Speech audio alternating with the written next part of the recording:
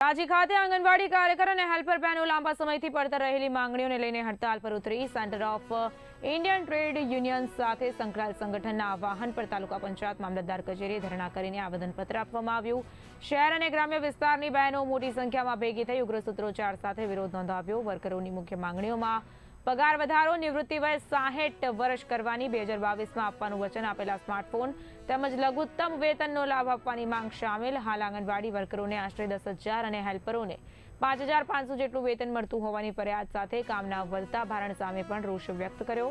18 થી 20 માર્ચ સુધી કામ બંધ રાખીને વિરોધ કરવાની ચીમકી સાથે સરકારે માંગણીઓ ન સ્વીકારે તો ચૂંટણી બહિષ્કાર જેવી કડક કાર્યવાહી કરવાની ચેતવણી આપી।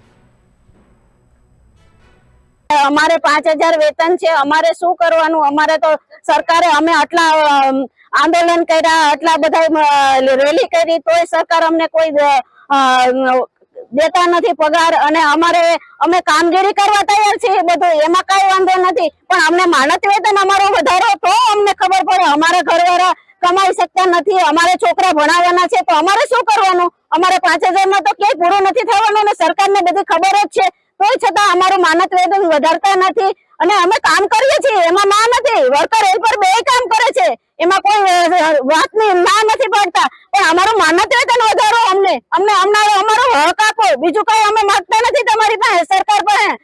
આજે તમે શું કર્યું? આજે શું કર્યું? આજે હડતાલ ઉપર છીએ અમે। જો તમારી માંગ સંતોષાશે નહીં તો શું કરશો આગળ?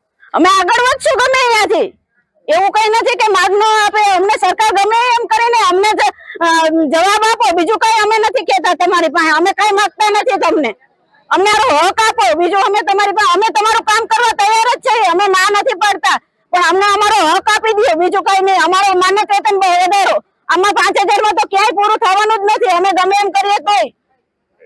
અને અમારું એટલી જ માંગ છે સરકાર પાસે કે અમારો પગાર વધારી આપે। અમે કામ ખૂબ મહેનત થી કરી છે અને અમારા કામની કદર નથી। બેનો વર્કરો એટલું કામ કરે છે, હેલ્પરો એટલું કામ કરે છે, તો છતાં હાઈકોર્ટ નો હુકમ છે, છતાં અમારા કામની કદર નથી। તો સરકારને એટલી વિનંતી કે અમારા બહેનોનો પગાર પૂરો કરવામાં આવે। હવે આજે અમે તો 5 તારીખથી ને ઓનલાઈન કામગીરી બંધ કરેલી છે, કારણ કે સરકારને વારંવાર રજૂઆત કરેલી છે કે તમે આવેદન આપેલા છે, રેલીઓ કાઢેલી છે, છતાં સરકાર એટલી નિષ્ઠુર છે કે અમારા એક પણ પ્રશ્ન એને સાંભળ્યા નથી અને હાલ સુધી કોઈનો નિકાલ આવેલો નથી। અને આજથી 18 તારીખથી ને 20 તારીખ સુધી અમે 3 દિવસ કામથી અળગા રહેવાના છીએ, કારણ કે સરકારને વારંવાર રજૂઆત કરેલી છે। આજે અમે જે 3 દિવસની અળગા રહ્યા છીએ તો એ અમારી મજબૂરીથી અમે રહ્યા છીએ, કારણ કે અમે ક્યારના સરકારની રાહ જોતા હતા કે તમે અમારા પ્રશ્નનો ઉકેલ લાવો, પણ એક પ્રશ્નનો ઉકેલ લાવ્યા નથી। સપ્ટેમ્બર 2022માં મોબાઈલનો વાયદો કરેલો, હજી સુધી મોબાઈલ મળ્યા નથી અને એપ્લિકેશનોના તો ઢગલા કરી દીધા છે। અમે 2 વાર તો અમારા ઘરના મોબાઈલ, અમારા ઘરના પૈસા ખર્ચ કરીને લીધા છે, તો અમારો વેતન છે 10,000, તો અમે 10,000 માં વારંવાર તો મોબાઈલ નો ખર્ચ ક્યાંથી કરી શકીએ? સરકારને અમારી પાસેથી કામ જોઈએ છે, પણ એ પ્રમાણે એને કોઈ વસ્તુ આપવી નથી અને રજીસ્ટરો છે તો એ પણ હજી અમને પૂરા મળેલા નથી। વારંવાર એ રજૂઆત કરેલી સરકારને, જે ગવર્મેન્ટ કર્મચારી કામ કરે છે એ રીતે જ અમે પણ કામ કરી છીએ। એ લોકો 6 કલાક કામ કરે છે, અમે પણ 6 કલાક કામ કરી છીએ અને અમે કામ કરતા રહેશી, કામ કરવાની ના નથી, પણ સરકાર આટલી બધી નિષ્ઠુર છે, કઈ ખબર નથી પડતી કે અમારી કામગીરી સરકારને દેખાતી કેમ નથી આટલી રજૂઆત કરવા છતાં।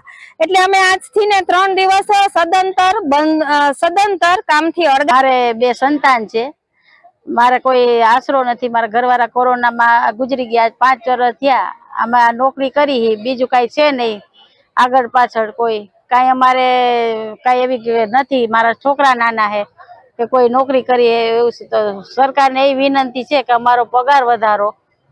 અને અમારે કોણ કઈ કરી છે, એકલા છે, સરકાર બહુ લુચી છે અત્યારની, તો સરકારને એટલી વિનંતી છે કે અમારો પગાર વધારે ને અમારે કઈક માનદ વેતન વધારે, એટલી જ વિનંતી।